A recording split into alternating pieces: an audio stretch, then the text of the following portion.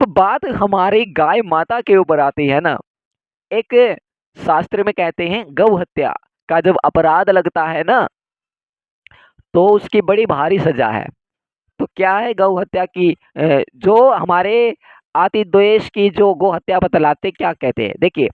ऐसा व्यक्ति है, कोई व्यक्ति अगर गाय को मार रहा है, इसे डंडों से, हाथ से, किसी प्रकार से मार रहा है, तो उसे देखकर जो निवारण नहीं करता, उसका समाधान नहीं करता। गाय को मारा एक बंदा, दूसरा बंदा आके उसने देख लिया गाय को मार रहा है, उसने कोई समाधान नहीं किया, चुपचाप निकल गया वहां से, तो वो भी दोषी माना जाएगा। वह गौ हत्या का अधिकारी होता है। जो मूर्ख डंडों से गौ को पीटता है, बैल पर आरूढ़ होता है, उसे प्रतिदिन गोवध गोवध का पाप लगता है। जो पैर से अग्नि का स्पर्श कर और गौ पर चरण प्रहार करता है और स्नान करके बिना पैर हाथ धोए घर के भीतर प्रवेश करता है, उसे गोवध का पाप लगता है। उसने मतलब गौ हत्या का उसको पाप लगेगा। जब भी आप अपने घर में आओ बाहर से, जैसे कि कंपनी से, ऑफिस में काम करके, किसी पड़ोसी के घर जा करके फिर आओ, या खेल कूद कर, छोटे बच्चे हैं तो उनको ये बातें अवश्य पता होनी चाहिए। जब आप आओ, तीन काम आपको अवश्य करने हैं। पहला तो अपने हाथों को अच्छे से धो लेना है। दूसरा, अपने पैरों को अच्छे से धोना है। तीसरा, अपने मुंह को अच्छे से धोना है, ताकि जो भी कोई नेगेटिविटी ऊर्जा होती है वह बाहर की बाहर ही रह जाए, वो घर के अंदर प्रवेश ना हो पाए। और मंदिर में कोई ऐसी सामग्री, कोई विग्रह, धूप, दीप, जो यंत्र है, जैसे घंटी, शंख, खरताल, इन सबको नहीं छूना है। बिना हाथ धोए आपको नहीं छूना है, कितने बार ही आपको हाथ धोने पड़े। मंदिर में सदैव स्वच्छता बनाए रखे, तभी भगवान विराजमान रहेंगे। ये नहीं कि मंदिर में श्रीमद् भागवत महापुराण रखी हुई है और वहां पर मिट्टी लगी हुई है, तो ये घोर अपराध की श्रेणी में आता है। इस बात को तुम अच्छे से समझ लेना, ठीक है। और यहाँ पर कहते हैं कि जो पति अपनी स्त्री का अस्तित्व बेचकर जीविका चलाता है और संध्या नहीं करता, उसे गौ हत्या लगते हैं। ऐसा पति जो अपनी पत्नी की कमाई से जी रहा है बस, और पति नहीं कमा रहा है, सिर्फ अपनी पत्नी की कमाई से जी रहा है, और किस प्रकार की वह कार्य कर रहा है, अपनी पत्नी से वैसा वाले कार्य करवा रहा है, तो उस पति को और उस पत्नी को सजा मिलेगी। उनको गौहत्या का पाप लगेगा, अवैध संबंध का पाप लगेगा। तो यह घोर अपराध बताया गया, घोर अपराध बताया गया है। और स्त्री अपने स्वामी तथा श्री कृष्ण में भेद बुद्धि करती है और कठोर वचनों से पति के हृदय पर आघात पहुंचाती है, उसे निश्चय ही गौहत्या का पाप लगेगा। सुन लो ध्यान से कि भगवान श्री कृष्ण और अपने जो पति हैं, अपने जो स्वामी, अपने आर्दे, उनमें कभी भी भेदभाव नहीं करना है। पति वो कैसा हो, पति वो चाहे कैसा हो, आपको मारता हो, पीटता हो, कुछ भी करता हो, लेकिन आपको कभी उसमें भगवान श्री कृष्ण और उनमें भेदभाव नहीं करना है। सिर्फ आपको उनको समझाना है और जितना ज्यादा हो सके भगवान श्री कृष्ण की भक्ति उनको प्रदान कर दी है। जितना ज्यादा हो सके बैठाओ, मंत्र जप करवाओ, कृष्णाय वासुदेवाय हरे परमात्मने प्रणत क्लेश नाशाय गोविंदाय नमो नमः। अगर वो नहीं करता है, अपने घर को इतना पवित्र कर दो भगवान श्री कृष्ण से, भगवान श्री कृष्ण का साक्षात दर्शन और चमत्कार आप अपने घर में देखोगे। कोई पति दारू पीता है, नशा करता है, मारता है, पीटता है, कुछ भी करता है, जब भगवान श्री कृष्ण का डंडा चलता है ना, तो उस डंडे के आगे ना जितने पाप कर्म, दोष, भूत प्रेत सब काया पलट देते हैं, सब के सब भाग जाते हैं। ऐसा ही प्रसंग आया था, ऐसे एक कथा थी, उसमें क्या हुआ कि ऐसे ही एक पुलिस वाला था, तो भूत थी भूतनी, तो उसके उसके अंदर प्रवेश कर गई। अब बड़ा ही ये दुखद विषय, तो उसने संबंध बना लिए। फिर उसके बाद उसका जो शरीर इतना पीला हो गया, अब वो, और शरीर अंदर से इतना कमजोर हो गया।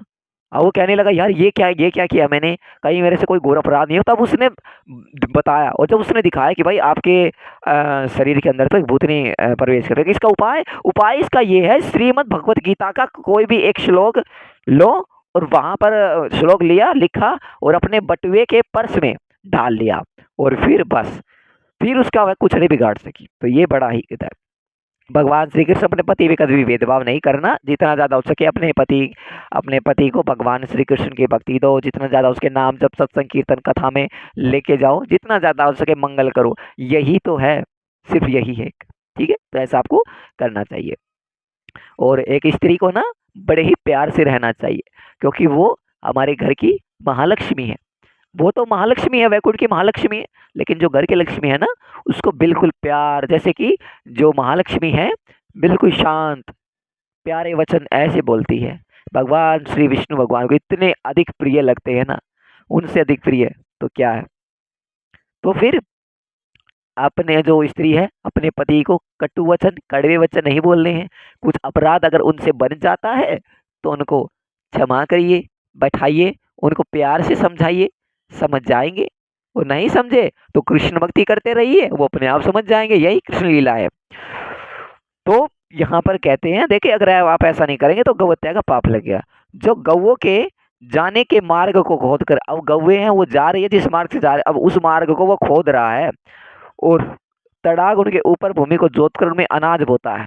गऊ, आपको पता है गऊ इस मार्ग से जाती है, आपने खोदा, उसमें पानी दिया और वहीं पर आपने खेत बोना शुरू कर दिया, तो ये घोर अपराध है, वह गौ हत्या के पाप का भागी होगा। राजकीय उपद्रव और देवी प्रकोप के अवसर पर जो स्वामी यत्नपूर्वक गौओं की रक्षा नहीं करता उसे उल्टा दुख देता है। जैसे कि राजकीय उपद्रव हो गया या देवी प्रकोप के अवसर पर जो स्वामी यत्नपूर्वक गौओं की रक्षा नहीं कराएगा उल्टे दुख देता है। उस मूर्ख मानव को गौ हत्या अवश्य लगती है, जो किसी प्राणी को देव प्रतिमा के स्नान कराने के बाद वहां से बहते हुए जल को देवताओं के निवेद निर्माल्य पुष्प को लांघता है, वह गौ हत्या का भागी होगा। देखिए, जैसा हमारे गुरुदेव भगवान कहते हैं कि आपने रास्ते में देख लिया, जैसे कि तुलसी दल है या फिर फूल फूल है, जो भगवान को अर्पित किया हुआ फूल, उसको हमें कभी नहीं लांघना चाहिए, इससे ब्रह्म हत्या का पाप लगता है। ब्रह्म हत्या नहीं, गौ हत्या का पाप लगता है। देखिए, जो किसी प्राणी को देव प्रतिमा का स्नान कराने का, जैसे कि हम देव प्रतिमा का जो स्नान है वो करा रहे हैं, स्नान कराने के बाद फिर वहां बहते हुए जल को, अब जल बह रहा है तो उसको नहीं लांघना चाहिए, अपना रास्ता अलग ले लो, वहां पर नहीं होना चाहिए, ठीक है। और देवताओं के जो वेद नैवेद्य हैं, नैवेद्य यानी जैसे कि दूध, दही, घी, मक्खन, शहद, ये सब, तो इन सब को नहीं लांघना चाहिए, ना ही फूलों को लांघना चाहिए, देवताओं को अर्पित किया, अगर ऐसा कोई करेगा गौ हत्या का पाप लगता है। जो अतिथियों के लिए सदा नहीं ही किया करता है, झूठ बोलता है, दूसरों को ठगता है और देवताओं और गुरु से द्वेष करता है, उसे गौ हत्या का पाप लगता है। जो अतिथि है, अतिथि के लिए सदा नहीं किया करता है, मतलब कहता है कि नहीं नहीं नहीं, बस कोई कार्य नहीं करना उनका, बस आएंगे हम और कहीं, अरे हम आपके घर आ जाए, थोड़ा मिल भी लेंगे, फिर नहीं हम तो और कहीं बैठे हैं पर है घर पे, सदा नहीं नहीं करता रहता है वो, झूठ बोलता रहेगा और दूसरों को ही ठगता रहेगा, बस वो दूसरों को ठग ले, ठग के अपना घर भर ले, पर ये नहीं पता भर के जाएगा कहाँ। तुम चाहे कितना कुछ कर लो, ठिकाना है ना यहाँ का, ज्यादा दिन टिकने वाला नहीं है, कितना ही तुम प्रयास कर लो, चाहे कितने पूजा, कितने मंत्र तंत्र तांत्रिक कलावा जंतु कुछ बांध के देख लो, ज्यादा दिन टिकने वाले नहीं हो यहाँ पे। एक निश्चित समय है, तुम्हें और हमें सबको जाना होगा उन परमात्मा के चरणों में। तो यहाँ पे कहते हैं कि जो दूसरों को ठगता है, देवता और गुरु में द्वेष करता है, उसे गौ हत्या का पाप लगेगा। जो देव प्रतिमा गुरु और ब्राह्मण को देखकर वेग पूर्वक उन्हें प्रणाम नहीं करता, उसे गौ हत्या अवश्य लगती है। जैसे कि कोई गुरु है, हमारा कोई गुरु है, कोई ब्राह्मण है, ब्राह्मण को देखा उन्हें प्रणाम नहीं करता, उसे गौ हत्या का पाप लगे। तो ध्यान दो इन बातों पर, ये बच्चा बड़े काम की बात है, ठीक है, तो इनको ध्यान दो और उन्हें प्रणाम अवश्य करना चाहिए। देख, अब काफी साधु संत ऐसे हैं जैसे श्री वृंदावन धाम में आपको मिलेंगे, वे एकाग्र मन चित होकर वो अपनी राधा अपने कृष्ण जो भी उनका इष्ट देव हो उनका नाम चिंतन मनन का, अब आप उनको कहते हो राधे राधे महाराज जी, राधे राधे महाराज जी, उन्होंने राधे राधे ले लिया आपका। अब ये उम्मीद मत कीजिए कि वो आपसे रिपीट में आपको, मतलब मुंह से बोलेंगे राधे राधे, नहीं, मन से बोलते हैं वो, सभी को राधे राधे बोलते हैं, ठीक है, तो ऐसा भाव कीजिए। और यहाँ पर कहते हैं कि जो व्यक्ति क्रोध में आकर आशीर्वाद नहीं देता, विद्यार्थी को विद्या नहीं पढ़ाता, उसे गौ हत्या लगती है। तो क्रोध में आकर गुस्सा है उसको, उससे किसी और बात का गुस्सा है और कोई दूसरा आकर कहता है गुरुदेव प्रणाम, गुरुदेव प्रणाम, नहीं करता, वो प्रणाम ही नहीं लेता उसका और उसको आशीर्वाद नहीं देता, उस और तथा विद्यार्थी को विद्या नहीं पढ़ाता जो गुरु, उसे गौ हत्या लगती है। तो ये सब यहाँ पर बताए गए हैं। तो इन सब जो ये गौ हत्या के कुछ आपको बता दिए। तो इन सब अपराधों से आपको बचना चाहिए। एक विशेष प्रसंग है कि जैसे कि ताऊ, चाचा, चाची, मौसा, मौसी, गुरुपत्नी, राजपत्नी, सौतेली माँ, सगी माँ, पुत्री, पुत्रवधू, सास, गर्भवती स्त्री, बहन, बुआ, भाई की पत्नी, मामी, भाभी, दादी, नानी, बुआ, मौसी, भतीजे, शिष्या पत्नी, भाणजे की स्त्री, भाई के पुत्र की पत्नी। तो इन सब को ना ब्रह्मा जी ने अगम्य बताया गया है। जो पुरुष काम भाव से इन पर दृष्टि डालता है, काम भाव से अगर दृष्टि डालेगा तो उसे अधम मानव कहा गया है। ठीक है। और वेदों में इसको मातृगामी कहा गया है। तो उसे ब्रह्म हत्या का फल प्राप्त होता है अगर कोई ऐसा करता, काम भाव की दृष्टि से देखता है तो। और किसी भी सत्कर्म से उसे नहीं लिया जा सकता, उस चीज को प्राप्त नहीं किया जा सकता। ना वेदों में इसका वर्णन है, ना 18 पुराणों में इसका वर्णन है कि कोई ऐसा मंत्र, ऐसा तंत्र, ऐसी कोई पूजा करने से कि मामा की लड़की हमें पसंद आ रही, हमारा विवाह कर दो, तो नहीं है। सेम गोत्र से विवाह नहीं करना चाहिए, घोर अपराध है, जो कि ब्रह्मदेव ब्रह्मा जी ने निषेध बताए हैं ये सब।